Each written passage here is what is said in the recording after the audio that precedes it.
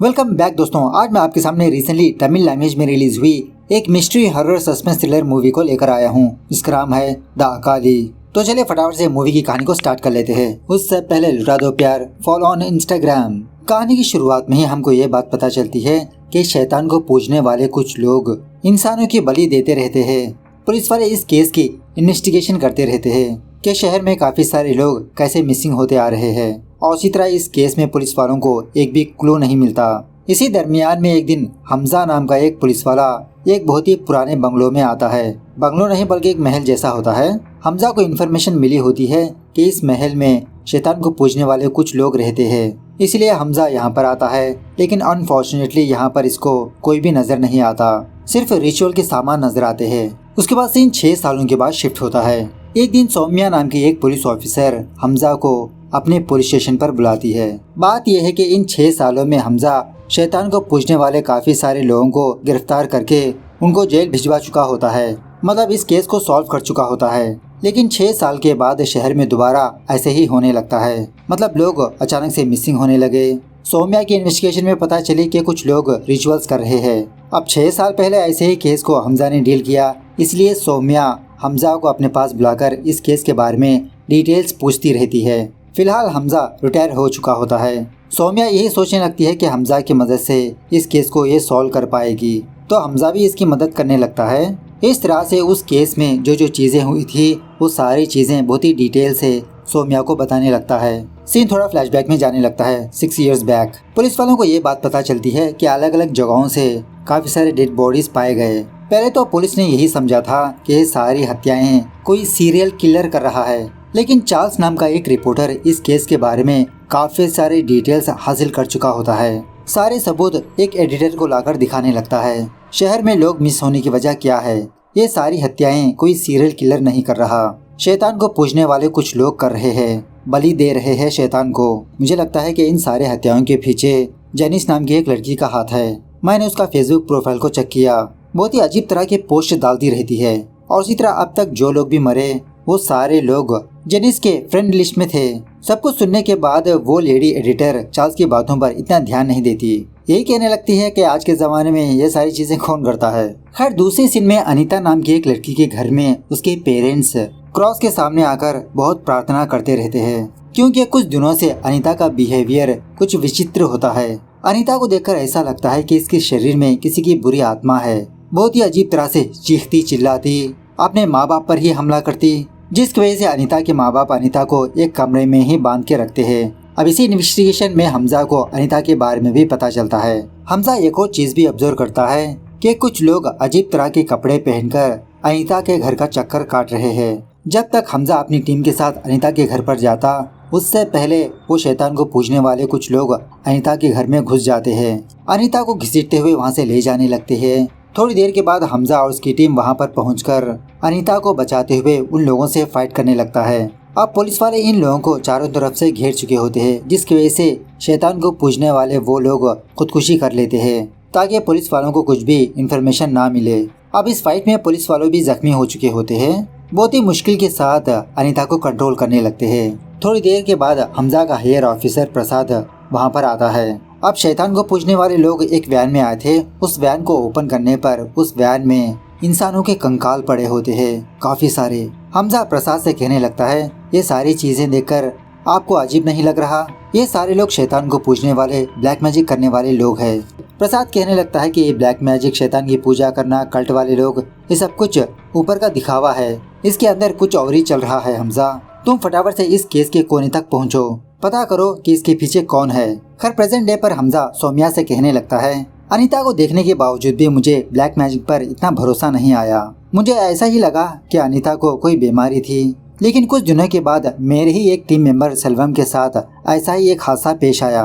तब मुझे शैतान ब्लैक मैजिक पर भरोसा होने लगा, क्योंकि सेल्वम भी बहुत ही अजीब तरह से बिहेव करने लगा था। सीन दोबारा थोड़ा फ्लैशबैक में जाने लगता है। एक दिन सेल्वम की वाइफ डेविड नाम के एक पुलिस वाले को कॉल करके यही बताने लगती है कि मेरा पति अजीब तरह से बिहेव कर रहा है। हमजा और डेविड सेल्वम के घर पर जाने लगते हैं। सेल्वम को देखकर हमजा को ऐसा ही लगता है कि सेल्वम के शरीर में किसी की बुरी आत्मा है, मतलब हमजा से बहुत ही ऊंची आवाज से बात करते रहता है।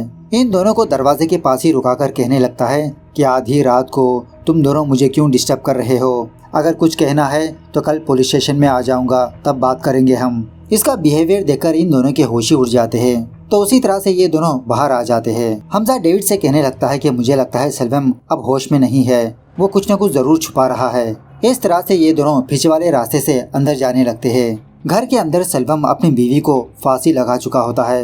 ये बेचारी बहुत तड़पती रहती है। ये सारी चीजें डेविड चोरी चुपके देखकर बहुत डर जाता है। तभी सेल्वम डेविड को देखकर इसे मारने की कोशिश करने लगता है। इन दोनों की भी जबरदस्त तरीके से हाथापाई होने लगती है। तभी हमजा वहां पर पहुंचकर सेल्वम के सर पे वार करके सेल्वम की बीवी को बचा लेता है इन टाइम में। दूसरे दिन ये सारे लोग हॉस्पिटल में एडमिट होते हैं। खैर दूसरे दिन हमजा उस एडिटर के पास जाता है। एक दिन चार्ल्स ने अपनी रिपोर्ट दिया था ना उस बंदी के पास, तो वो एडिटर चार्ल्स की वो सारी फाइल हमजा को दिखाने लगती है। हमजा कहने लगता है कि चार्ल्स को इतना एक्यूरेट इन्फॉर्मेशन कैसे मिली। मुझे लगता है कि हमारे डिपार्टमेंट का ही कोई बंदा इन मर्डर्स के बारे में चार्ल्स को बता रहा है। अब इस फाइल के अंदर जेनिस के बारे में इन्फॉर्मेशन होती है ना। इस लड़की को देखकर हमजा को समझ में नहीं आता कि ये लड़की कौन है। मेरे इन्वेस्टिगेशन में तो इसका नाम नहीं आया। इसी फाइल से हमजा को ये बात भी पता चलती है कि जेनिस और कोई नहीं अनीता की फ्रेंड है। लेकिन अनीता की तबीयत बिगड़ जाने से पहले ही जेनिस मिस हो गई। हमजा डिसाइड कर लेता है कि ब्लैक मैजिक और इस कल्ट के बारे में पता करने के लिए इसको जेनिस को फाइंड आउट करना ही पड़ेगा। दूसरी तरफ डेविड अनीता के घर से काफी सारी इन्फॉर्मेशन हासिल कर चुका होता है। हमजा को लाकर दिखाने लगता है। अनीता के 3 फ्रेंड्स है, ईशा, यास्मीन, गौतम। लेकिन एक दिन अनीता और यास्मीन के बीच झगड़ा हुआ था। उसके बाद अनीता जेनिस की फ्रेंड बनी। तभी उसी वक्त हॉस्पिटल से डॉक्टर हमजा को कॉल करके कहने लगता है कि सेल्वम के शरीर में कोई ड्रग से इंजेक्ट किया हुआ है। लकीली उस ड्रग की क्वांटिटी कम थी, जिसकी वजह से उसको ज्यादा इफेक्ट नहीं पड़ा और वो जल्द ही ठीक हो जाएगा। उस ड्रग को लेने के बाद इंसान अपने होश आवाज में नहीं होता। और उसी तरह वो डॉक्टर हमजा को एक फोटो भी भेजने लगता है। मतलब सेल्वम के गर्दन के पास एक जख्म होता है, वहाँ के जरिए से वो ड्रग्स इंजेक्ट किया होता है सेल्वम को। बाद में हमजा अनीता के माँ बाप के पास जाकर इसी फोटो को दिखाते हुए पूछने लगता है कि अनीता के बॉडी में भी कुछ ऐसा जख्म था, स्पेशली गर्दन के पास। तो अनीता के पेरेंट्स हाँ का जवाब देने लगते हैं। हाँ, अनीता की बॉडी पर भी ऐसा निशान है। हमजा समझ जाता है कि वही शैतान को पूजने वाले लोग अनीता के शरीर में ड्रग को इंजेक्ट किया होगा, इसीलिए अनीता ऐसे बिहेव कर रही है। उसके बाद हमजा और डेविड अनीता के नेबर विकी से मुलाकात करते हैं। विकी कहने लगता है कि जेनिस को अनीता के सारे फ्रेंड्स पता है। अनीता के फ्रेंड्स कुछ ढूंढ रहे हैं और विकी भी इनकी मदद कर रहा है। हमजा डेविड से कहने लगता है कि तुम विकी के साथ जाओ, पता करने की कोशिश करो कि अनीता के फ्रेंड्स आखिरकार ढूंढ क्या रहे हैं। दूसरी तरफ अनीता के एक फ्रेंड ईशा शाबिर नाम के एक बंदे को ढूंढते रहता है। बात यह है कि अनीता के सारे फ्रेंड्स इसी शाबिर को ढूंढ रहे होते हैं। शाबिर अपने एरिया में ईशा को देखकर इसे मार पीट के बंदी बना लेता है। थोड़ी देर के बाद डेविड और विकी ईशा को ढूंढते हुए उस जगह पर जाते हैं, लेकिन वहाँ पर ईशा मौजूद नहीं होता। दूसरी तरफ शाबिर और उसके आदमी ईशा को किसी जगह पर बांध के रखते हैं। पूछने लगते हैं कि बताओ तुम मुझे फॉलो क्यों कर रहे हो। ईशा कहने लगता है कि मेरे सामने आकर नाटक मत करो, मैं तुम्हारे बारे में सब कुछ जान चुका हूँ। अब ईशा को शाबिर के बारे में क्या बात पता चली ये हमको आगे पता चलेगा।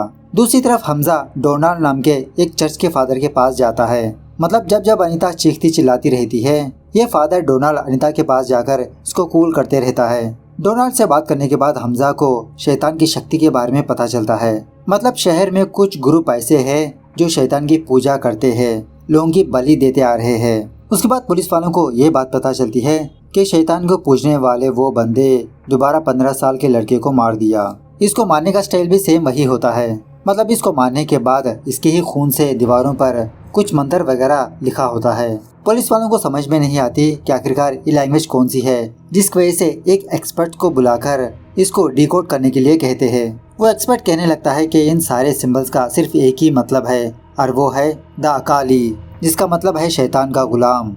ये सारे लोग अकाली की ही पूजा करते रहते हैं, लोगों को उसके सामने सैक्रिफाइस करते हैं। उसके बाद हमजा जेनिस की माँ के पास जाता है पूछताछ करने के लिए। पूछताछ के दौरान जेनिस की माँ बहुत ही अजीब तरह से बिहेव करने लगती है, जैसा अनीता बिहेव करने लगी। देखते ही देखते जेनिस की माँ हमजा पर हमला करने लगती है।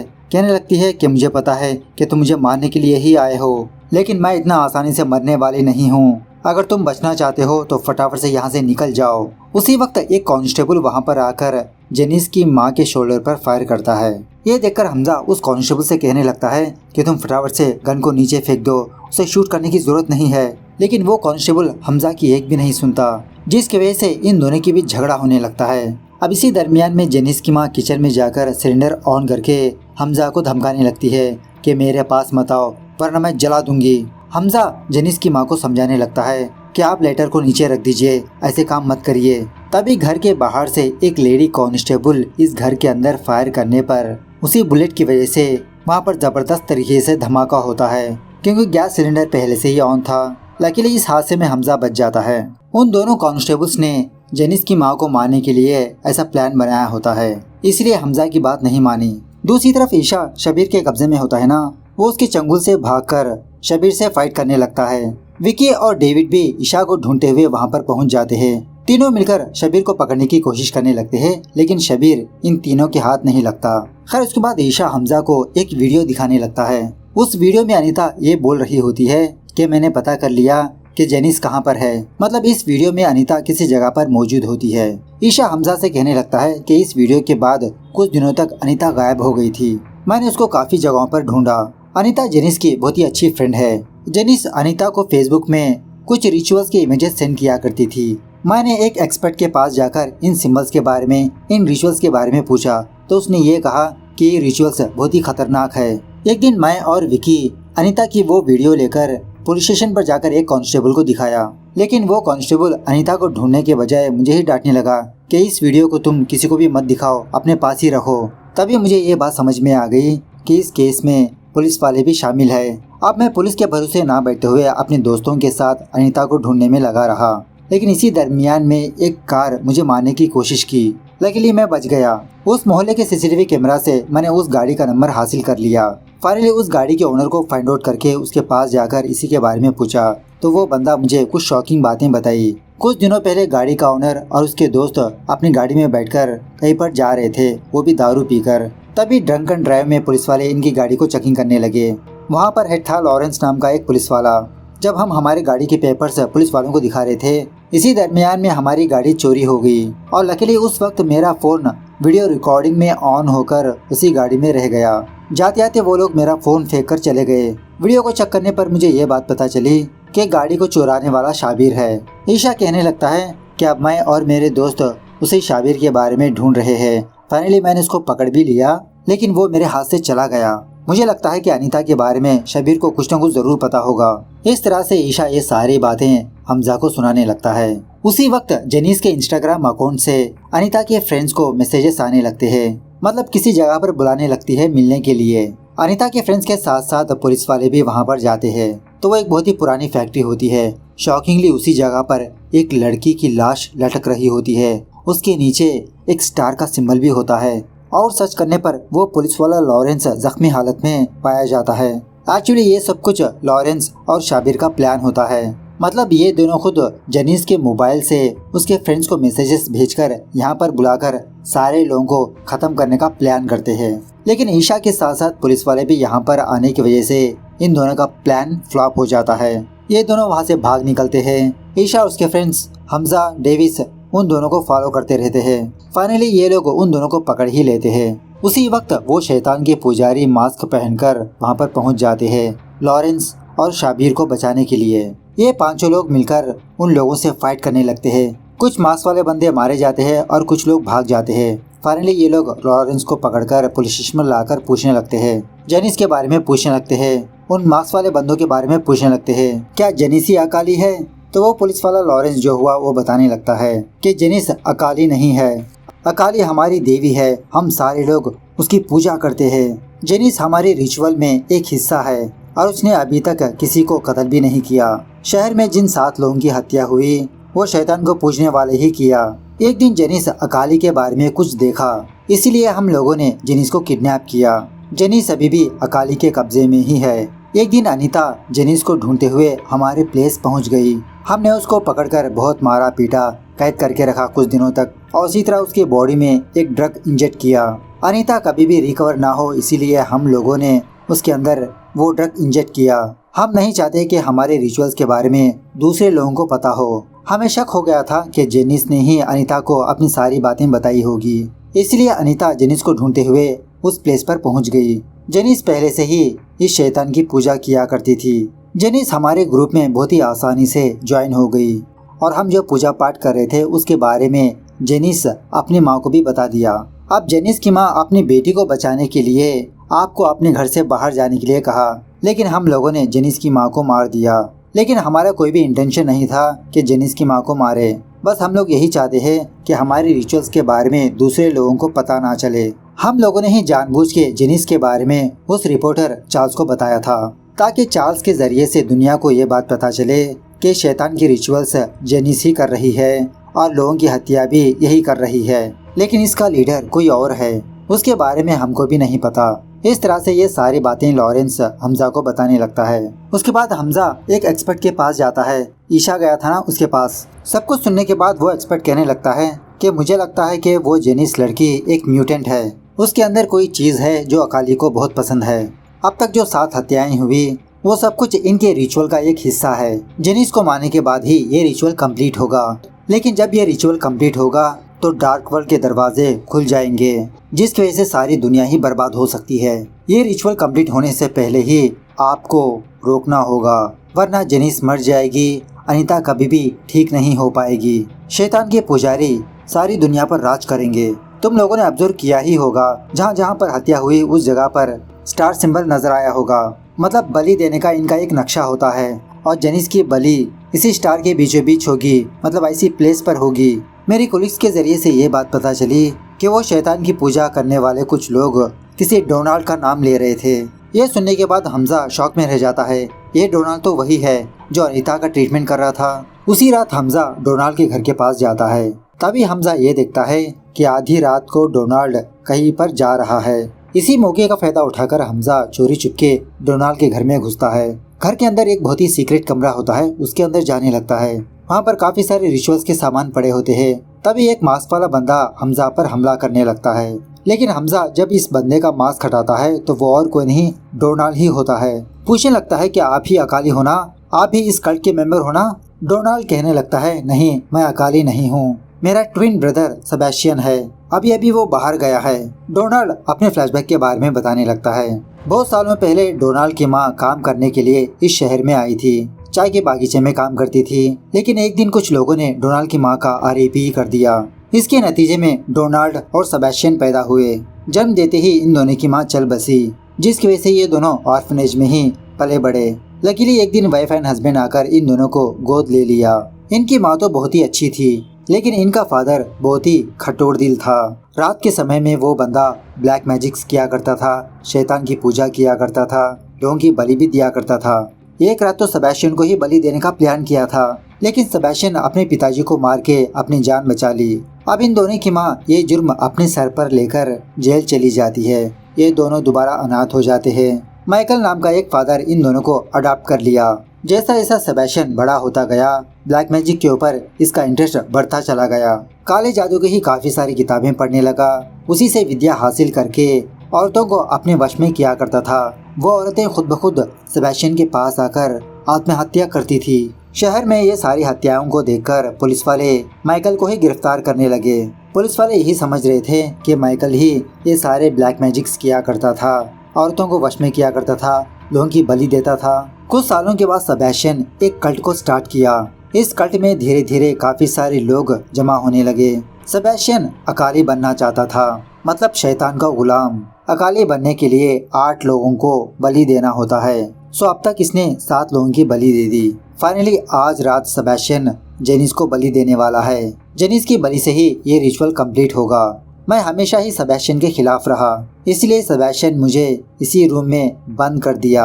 हम लोग किसी भी तरह से सेबेस्टियन को रोकना होगा, वरना सारी दुनिया सर्वनाश हो जाएगी। हमजा को एक एड्रेस के बारे में बताते हुए कहने लगता है कि तुम अनीता को वहाँ पर ले आओ, मैं इसको ठीक करने की कोशिश करूँगा और तुम सेबेस्टियन को रोककर जेनिस की जान बचाओ। सो उसके बाद डेविड और ईशा अनीता को लेकर उस जगह पर जाते हैं। डोनाल्ड भी इनके साथ होता है। तभी वहाँ पर वो शैतान के पुजारी आकर इन लोगों को मारने की कोशिश करने लगते हैं और शॉकिंगली ये बहुत सारे लोग होते हैं। जब अनीता के फ्रेंड्स जख्मी हो रहे होते हैं तभी वहाँ पर सेल्वम आकर इन लोगों से फाइट करने लगता है, मतलब सेल्वम ठीक हो चुका होता है। सारे लोगों को मार गिराते हैं। दूसरी तरफ जब सेबेस्टियन जेनिस की बलि देने ही वाला होता है तभी वहाँ पर हमजा पहुँच जाता है। इन दोनों के बीच जबरदस्त तरीके से हाथापाई होने लगती है और फाइनली हमजा सेबेस्टियन को मार ही देता है। जेनिस की जान को बचा लेता है। दूसरी तरफ अनीता धीरे धीरे ठीक होती रहती है। फाइनली अनीता अनकॉन्शियस में चली जाती है। सो प्रेजेंट डे पर सौम्या हमजा से पूछने लगती है, देखिए मैंने सारे केस की स्टडी की, जेनिस बेकसूर है। इस क्राइम को करने वाले लॉरेंस और भी काफी सारे लोग जेल में कैद है। अब सारे लोग पकड़े गए तो अब फिलहाल कौन ये सारी हत्याएं कर रहा है, और वो भी सेम उसी स्टाइल में जो 6 साल पहले होते थे। क्या सच में इस कल्ट का लीडर सेबेस्टियन ही है, या तो फिर सेबेस्टियन के ऊपर कोई और है? हो सकता है सेबेस्टियन एक प्यादा हो। क्या अब दोबारा वही कल्ट मेंबर्स इन हत्याओं को कर रहे हैं? ये सुनने के बाद हमजा सोच में रह जाता है।